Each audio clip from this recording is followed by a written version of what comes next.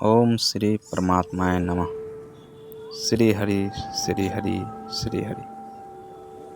Hello दोस्तों, आज हम बात करेंगे खुश कैसे रहा जाए। खुश रहने के लिए क्या किया जाए, क्या करें जिससे हमें खुशी मिले। संसार सुख दुख, धूप छाँव, उतार चढ़ाव का अद्भुत संगम है। कभी सुख ही सुख तो कभी दुख ही दुख। जिंदगी में इसे आने और जाने का सिलसिला ऐसा है कि यह रहस्य किसी की समझ में ही नहीं आया है और न ही आता है और न आगे कभी आएगा। सुखी, खुश और प्रसन्न रहने के लिए मनुष्य को अपने अंदर की यात्रा करनी होगी। अपने आप को देखना होगा, अपने आप को जानना होगा। अपने आप को जानने की जरूरत है। हम कितना पॉजिटिव हैं, कितना पॉजिटिव सोचते हैं। दिन भर में मेरे मन में निगेटिव विचार कितना आता है, ये सब देखना पड़ेगा, उस पर विचार करना पड़ेगा। खुश रहने के लिए इंसान को इंसानों से, जीव जंतुओं से प्रेम करना होगा। सबसे पहले तो अपने आप से प्रेम करना होगा, अपने आप को जानना होगा। अगर इंसान के जीवन में प्रेम नहीं है तो खुशी कैसे मिलेगी। इसलिए सबसे प्रेम करना सीखिए और उससे भी पहले अपने आप से प्रेम करना सीखिए। अपने से प्रेम करने के लिए अपनी कमियों को दूर करें। कमियां बहुत सारी होती है, लेकिन इंसान उसे देखना नहीं चाहता है।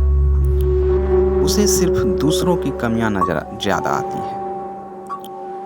दूसरों के मजाक उड़ाने में ज्यादा ध्यान देता है, जो बिल्कुल भी सही नहीं है। दूसरों की कमियां न देखें, उसका मजाक न उड़ाएं, दूसरों की चर्चा न करें। किसी भी तरह से दूसरे इंसान या जीव जंतुओं को दुखी न करें, न ही कर्म से न ही वचन बोली से। हमेशा ये भाव रखें कि दूसरों की मदद कैसे करें। दूसरे इंसानों की मदद करके देखो कितनी खुशी मिलती है, जो आपकी और हमारी कल्पना से भी बड़े हैं। आप सोच नहीं सकते हैं, ऐसा अनुभव एक सच्चा महापुरुष ही कर सकते हैं। या यूं कहा जाए तो ज़्यादा अच्छा रहेगा कि एक साफ दिल इंसान ही सोच सकता है। हम सिर्फ अच्छाई को अपनाएं, हमेशा अच्छे मार्ग पर चलने की कोशिश करें। जब भी किसी से मिले, सकारात्मक बातें ही करें, यानी कि पॉजिटिव बात। ऐसे दोस्तों या संगत से बचें जो हमें गलत रास्ते पर ले जाते हैं या गलत चर्चा करते हैं। ऐसे लोगों या दोस्तों से दूर रहें जो निगेटिव बातें करते हैं, दूसरों का मजाक उड़ाते हैं, दूसरे का चर्चा करते हैं, दूसरे की बातें हमेशा करते रहते हैं। दूसरे का मजाक उड़ाने में उन्हें आनंद आता है। ऐसे संगत से बचें।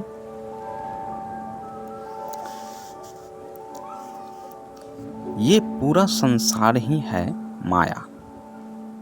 यहाँ जो आया है इसके चकाचौंध से बच नहीं सकता है, लेकिन बचने की कोशिश तो कर ही सकता है। हमें अपने जीवन में अच्छाई को अपनानी होगी और अपने जीवन में अच्छाई, खुशी और प्रसन्नता लाने के लिए किसी सतगुरु का आश्रय लेना होगा, किसी सतगुरु के शरण में जाना पड़ेगा, वो भी सच्चा सतगुरु। एक यही रास्ता है, किसी सतगुरु के चरणों में जाएं, वहीं सारी खुशियों का खजाना है, वहीं अपने को सच्ची खुशी मिलेगी। वही है जो इस संसार रूपी भवसागर से हमें निकाल सकते हैं, इस माया के जाल से हमें उबार सकते हैं और एक परमात्मा से हमारा नाता जोड़ सकते हैं, जो इस संसार रूपी माया से परे है। जब हमें समझ आ जाएगी कि यह संसार में जो कुछ भी हम देखते हैं वह सब के सब झूठ है, एक ईश्वर रूपी सत्ता ही है जो सत्य है। कभी हमने यह नहीं सोचा होगा कि कोई व्यक्ति मरता कैसे है, वह शरीर तो यही है, आखिर कौन सी शक्ति थी जो इस शरीर को चला रही थी, वह आखिर गायब कैसे हो गया या कहाँ चली गई। हम उस मृत शरीर को कैसे समझ बैठते हैं, हम उस शरीर को मृत कैसे समझ बैठते हैं, कैसे हम जानते हैं कि यह शरीर मृत है। जिसे हम जानते हैं, पहचानते हैं, वह तो हमारे आंखों के सामने ही है। तो फिर जो शक्ति उस शरीर से निकल गई, उसको जानना है, वह आखिर गया कहाँ। चलो कोई नहीं, अभी देर नहीं हुई है। कहा जाता है कि जब मनुष्य जागता है तभी सवेरा होता है। अब जागो और अपने को पहचानो, सतगुरु के शरण में आओ, असीम आनंद पाओ। सत्य को पहचानो, सत्य क्या है। यहाँ तीनों लोक में सिर्फ और सिर्फ ईश्वर, परमात्मा, भगवान, जो भी हम कहें, बस वही सत्य है, बाकी सब कुछ झूठा है। जब हम परमात्मा को जान जाएंगे, पहचान जाएंगे, तभी हमें सच्ची खुशी मिलेगी। इस जगत में खुशी तो मिलने से रही। अच्छा ये बताइए, जो खुद क्षण भंगुर है, वहाँ खुशी भी तो वैसी ही मिलेगी। ज़्यादा बताने से एक ही दिन में तो समझ नहीं आएगा। जिंदगी का सार यही है कि जिंदगी बहुत छोटी है, इसे कैसा होना चाहिए यह हमें खुद तय करना है। हमें ही सोचना होगा कि अगर हमारे शरीर में किसी तरह की पीड़ा या कुछ और परेशानी होती है तो दर्द का एहसास कौन करता है। पड़ोसी, भाई, बहन या जिसके साथ हम व्यर्थ में समय गंवाते हैं, वह हमारे दोस्त यार नहीं, वह हमें ही एहसास करना होता है। उसे हम ही एहसास कर पाएंगे और हम ही एहसास करते हैं। दूसरा कोई उसे एहसास नहीं कर पाएगा, न ही उसे कोई बांट लेगा सिवाय ईश्वर के। ईश्वर के सिवा इस दुनिया में कोई हमारा दर्द, दुख नहीं बांट सकता है। इसलिए अपने आप को जानिए, ईश्वर को पहचानिए। और ईश्वर की पहचान कैसे होगी?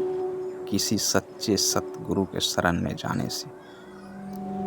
जब हम सतगुरु के शरण में जाएंगे, वही हमें उस परम सत्ता के बारे में बताएंगे